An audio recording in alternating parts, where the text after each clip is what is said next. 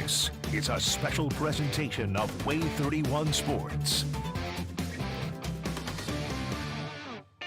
It's the McCurry Big Game Friday night. Hello, Alabama, find a comfortable spot. We got high school football and it's coming out hot.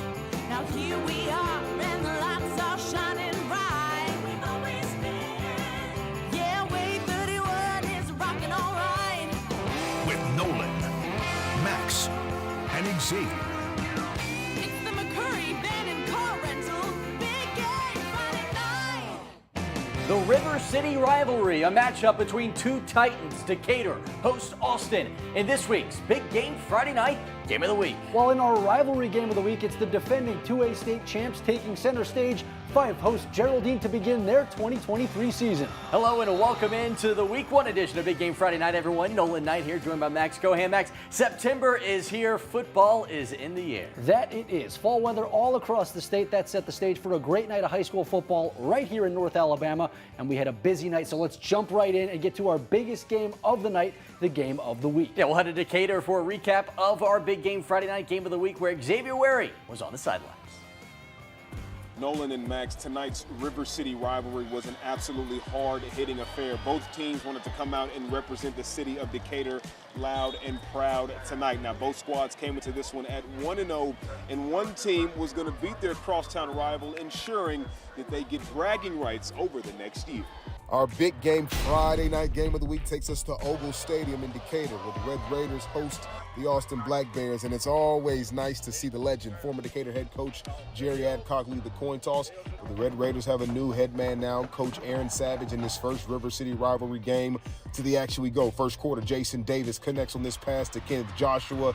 That play would get the crowd going and put Austin deep in the red zone. And just a few short plays later in the Wildcat formation, Gavin Fuqua would take the snap, find his way in the end zone. Austin up 7-0.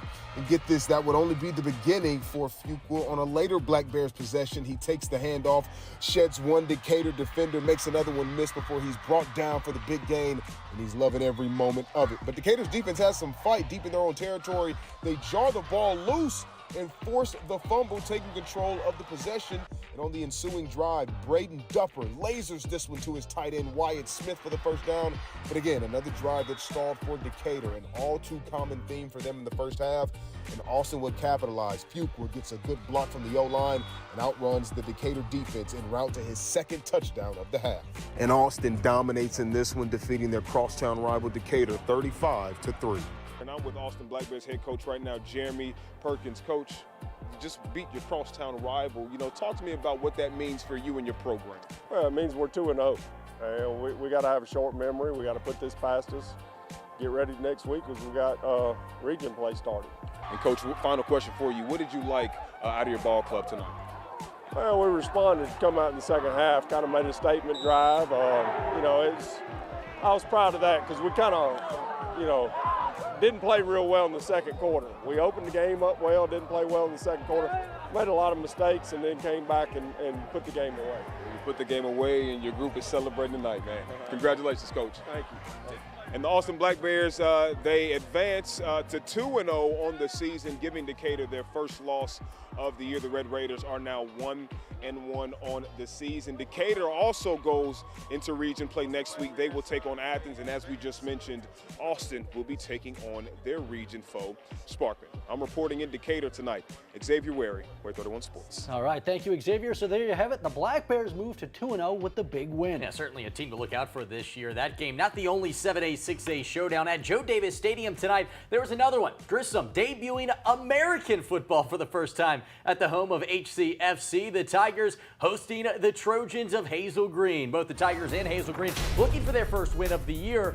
And tonight, even Mayor Tommy Battle in attendance for the big day. And Hazel Green was hoping to get something going early. Nice completion for Franklin Anderson, but the ball is popped out. Grissom hops on top of it, and they would capitalize. A few plays later, Seth Leeburn under center. He powers his way in for 6. Grissom on the board early. And although the Trojans struggled tonight on defense, they did force this turnover. David Gentle comes up with the loose football, but they would go 3 and out, and the Tigers were knocking on the door again. Jace Portal on the counter. He's around the right side. He's down the sideline. He's in for the score. The Tigers get their first win of the season, taking this one to Hazel Green tonight at Joe Davis, 42-7.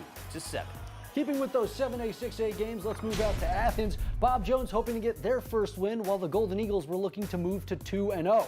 Now, the Eagles can fly, but they stick to the ground game early. Silas Jones on the carry, and he has a lane, but the Patriots won't let him too far into enemy territory before bringing him down. A little later, it's the Golden Eagles' chance to charge the ball, swallowing Tyron Washington as Athens swarms their prey. They might have had 10 guys in on that tackle. Later, the home squad would again stick to the ground. Jayshon Riggle with the wiggle, but that won't get him too far this time. But it would be enough for the Eagles to wiggle away with this one, 35-28. Now, talking about a big win, Bob Jones last week, their first loss was to Muscle Shoals. The Trojans looking good this year, but their biggest test of the year might have taken place tonight. They hit the road to take on Florence this evening, and man, did this game turn out to be a slugfest between two of the best defensive teams in the state. Leo Glover takes this one for himself for Florence. Nothing going. He's pushed out of bounds, and again, he would call his own number. And again, Glover comes up short of the first down marker. Muscle Shoals, they would try to get something going on their side of the field, but the Florence defense had as much success tonight. Both teams struggle to move the ball, but the Falcons, they never find the scoreboard. It's Muscle Shoals that takes this one at home. Look at this final, 9-0. I should say the Trojans get the win on the road. For the past 2 seasons, Hartselle has been one of the teams to beat in 6A with back-to-back region titles, but after a Week 0 loss, the Tigers were hoping to get back in the win column as they welcome Jackson Olin to town tonight. Jumping in down 20, the Jackson Olin Mustangs quit the passing game and take a big run down the field, with Marquarius Davis doing all he can to get them into scoring position. Inching closer to the end zone for their first score of the night, a bad snap leads to a turnover. Porter Simmons scoops it, and it looks like Hartselle is about to get another TD, but an illegal hit in the backfield stops what could have been a massive possession. Luckily, they could still get into the end zone, and Hartselle does. You know who it is. Rye Fletcher stopped just before the end zone this time, but it's still a big gain. Next time he's got the ball in his hands, he says, guess what? You're not stopping me this time. The Tigers get across the line as Hartselle takes this one 35-8, picking up their first win of the year. All of our 7A schools were in action tonight, and as always, Class 7A Region 4 expected to be wide open at Huffman tonight. The Senators take it to Huffman on the road, making a 65-0 win for the Senators. They move to 2-0. Look out for them. Here's a look at the other scores from our 7A schools in action tonight. Albertville, they were at home, but they fought a Boaz 48-7, while Huntsville, they were also on the road. They were taking on Oxford. They fought to the Yellow Jackets 35-6. Those, of course, just a handful of the scores and games that we're going to get to tonight. But when Way 31 returns, we take our trip to Fife for our big game Friday night rivalry game of the week. It's Fife-Geraldine next. Stay tuned for Big Game Friday night. Go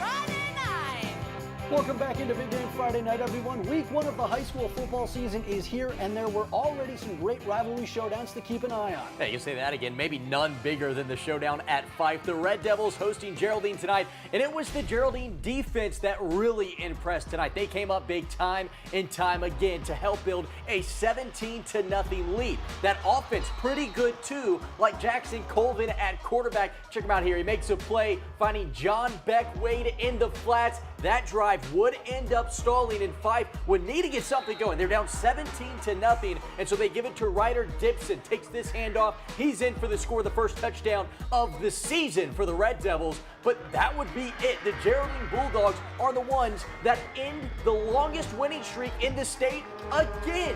Bulldogs 17, Red Devils 6. Fife moved to 0-1 for the first time in a decade, and head coach Michael Davis was proud of his team. Oh, this is the closest group that I've ever been around, you know, as a player or as a coach. Truly a brotherhood, and when times get hard, they continue to fight with each other. You know, they had a little adversity there at the end. I felt like Fife got a little momentum, and they bowed their back defensively and did what they needed to do in order to get the win. At Madison Academy tonight, there was another big-time matchup. Two of the state's largest private schools facing off, Madison Academy hosting Randolph. And we jump into this one with the Mustangs already running away with it, up 28-0 in the second, but not looking to take their foot off the gas. We got a pass here, but that's not going to reach its intended receiver. Ron Campbell hauls it in, and this one's going back the other way. The Raiders would take a few shots, but come up empty, and that's going to give Madison Academy another possession before the break, and that ends up being a mistake. Kent Cherry is an absolute maniac with the ball in his hands, and he's going to make everyone miss on this house call, giving the Mustangs a 35-point lead at the break. One of the founders of Wikipedia went to Randolph, but he's not likely going to be looking up the final score of this one as Madison Academy runs away with it 49-20. Yeah, how about we head out to Jackson County for this next one. North Jackson hit the road tonight to take on county rival Scottsboro in front of a great crowd. Always a big-time matchup with North Jackson and Scottsboro square off. North Jackson takes the opening kickoff right down the field. North Jackson moved it inside the 10, and junior Diego Holt finishes the drive, takes it into the end zone. Indians go up 7-0. Scottsboro looking to answer. The Wildcats march down the field as well, only to be stuffed on 3rd and goal. The Wildcats coaches urging the team on. 4th down try here. Indians playing stout defense, but Jacoby Edmondson gets the ball across the plane. Game tied at 7. The Wildcats, they would get a stop and drive right back down the field once more. Quarterback Jake Jones caps this drive off. He darts around the left end. He's into the end zone. 14-7 a lead for the home team just before the half. And in the end, it's the Wildcats that run away with this one. They take it at home 44-15. Sticking with some 5A teams here, Ardmore on the road at 4A West Morgan. The Tigers take, or I should say the Rebels take home a win in this one 48-0. While at Russellville, the Golden Tigers and Deschler Tigers square off, and it's the Golden Tigers that get the big win at home 35-13. Speaking of rivalry matchups, there was another one taking place at Clements tonight, the Colts hosting county rival West Limestone. So it's out to Newman Stadium where the Colts say, hey, let's go for a run. Jaden Gilbert on the handoff, and he'll put it in high gear as he gets in his lane and finds separation. And he says, I can do this all day. Cruising across the goal line. It's number 6 in for 6, and it's party time in Clements. But Gilbert was just getting started. Another handoff, and he's off again. Hard to say if he had dish soap on the uniform, but man, he was slippery. Eventually, it would take 2 men to bring him down after that big gain, and he would use his speed to make some defensive stops, but he couldn't stop the Wildcats as West Limestone wins the double overtime thriller, 29-26. So here's a look at some other 4A scores from tonight. Central hosting East Limestone, and they take that 42-35 win over the Indians, while New Hope got their season started. Boaz taking on Sardis, and it's the Lions that take it 34-14. And let's finish up with one of the more interesting matchups of the night. Brooks, 1-0 on the season, hit the road to take on Mars Hill, who got things started with a big win over Coleman. Yeah, great crowd tonight at Mars Hill, and they had plenty to cheer for as well. How about the old fullback dive to get things started? Jay Dobbs up the gut, makes one cut, and he's gone. It's a 59-yard touchdown strike to put the Panthers up early. Brooks, though, they would try to respond. Hand off to Seth Walton. He picks up a couple of hits as well before he's hit hard out of bounds on this play. The Panthers, they don't play no games. Trust me, next play, they come up big. Garrett Burrow back to pass, and it's picked off. William Owens plucks this one out of the air. He's going the other way, down the far sideline. No one's going to catch him. Makes a couple of men miss along the way. Touchdown Mars Hill. The Panthers off to a hot start this year. They move to 2-0 with a 49-31 win over the Brooks Lions. All right, well, it's already time for us to take our second time out of the show. Yeah, but don't go anywhere. Plenty of more scores and highlights coming up when a big game Friday night returns. Stay tuned for more Big Game Friday night. Go Tigers!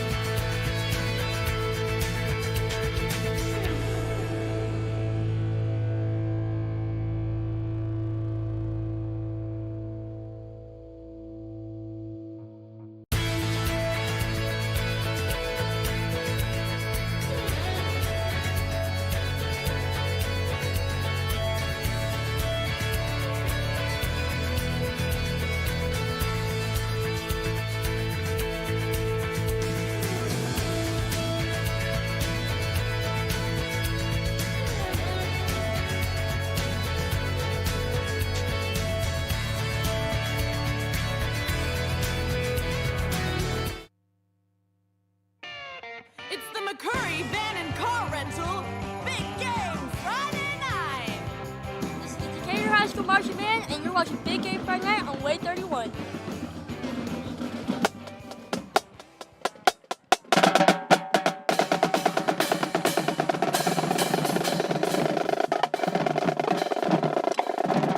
All right, a big congratulations to the Decatur High School Marching Band for being named this week's Star Market Spirit Award winner. Now, if you've ever been to a Decatur game, you know that the marching band is one of the best in the state.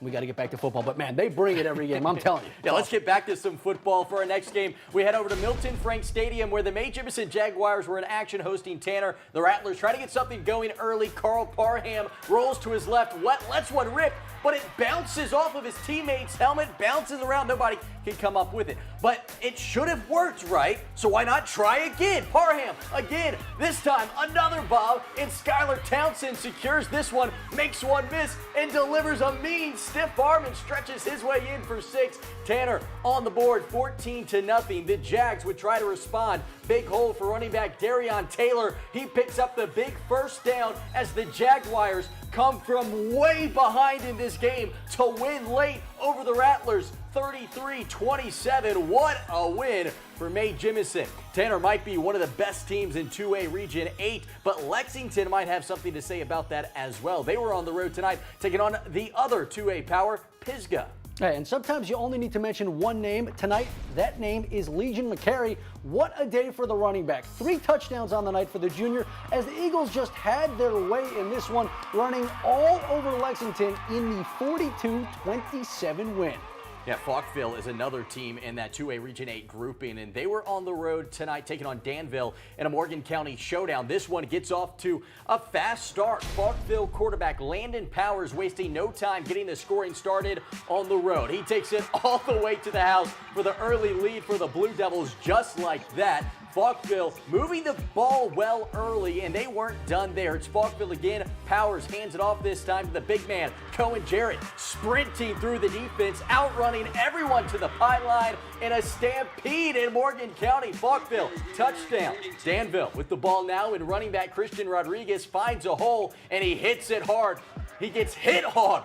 Fumble. The Hawks, though, breathe a sigh of relief. They jump on it. Fumble doesn't stop then. Danville rushes in for the score to cut the lead in half. In the end, Blue Devils take this one 49-12 on the road.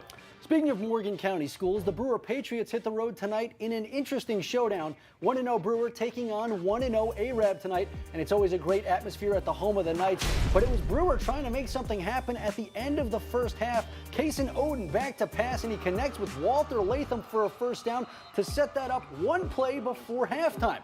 Oden, again, another strike to the goal line, but this one through the hands of Talton with comfort as they come into the break trailing 14-13. Out of the break, the Knights wasted no time finding pay dirt. It's Drew Puccio who finds Landon Strickland across the middle on a slant, and he's going to find the end zone for a touchdown. The Knights ahead 20-13, and they would go on to take this one 28-13. Arab looking like one of the better 5A teams this year. Here's a look at some other 5A schools.